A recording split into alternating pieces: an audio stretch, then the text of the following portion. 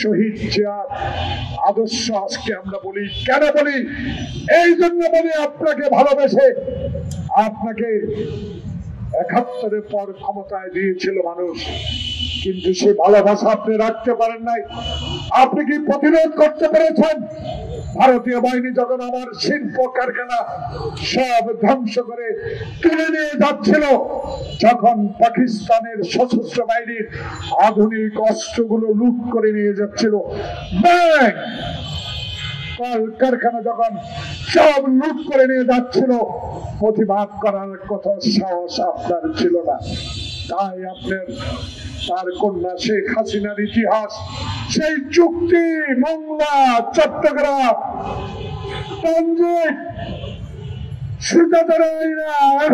ইলেকশনে যোগদান করা, সবকিছুই রয়ের একটি বিরাট ষড়যন্ত্র। প্রিয় বন্ধুগণ, তাই আওয়ামী লীগ আর পার্শ্ববর্তী দেশ হিন্দুস্তান একই সাথী।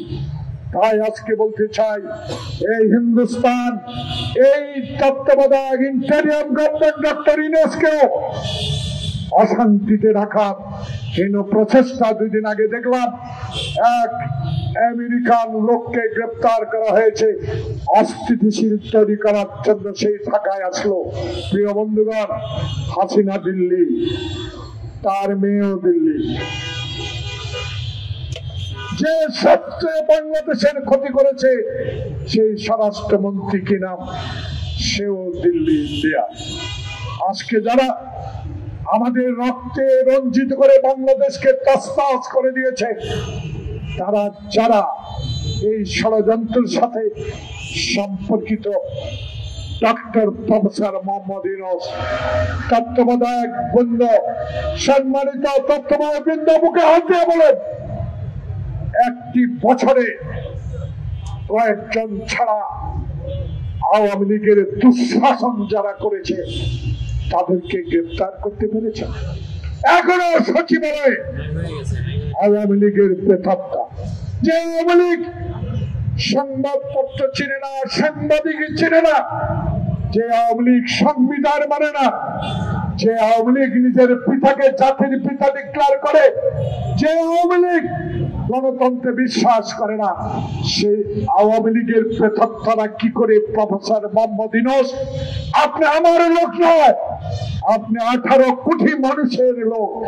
সেই 18 কোটি মানুষের অভিব্যক্তি হলো এক, যারা আপনার ঘোষিত ফেব্রুয়ারির নির্বাচনকে বানচাল করার হীন প্রচেষ্টা করছে, তারা এখনো এখান থেকে 500 ফুট দূরে অবস্থান করছে।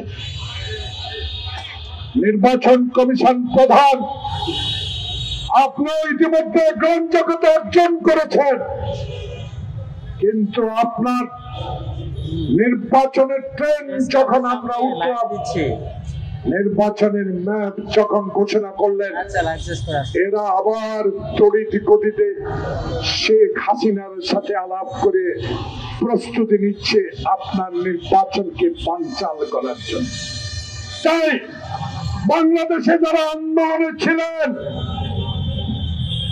হয়তো এখন কিছুটা দূরত্ব হতে পারে, আমি আবেদন জানাবো, একজন মুক্তিযোদ্ধা হিসাবে বাংলাদেশকে ভালোবাসেন, বাংলাদেশের মানুষকে ভালোবাসেন, আসুন, হাসিনার মতো কথা বলে আমরা সরকারে যেতে চাই না।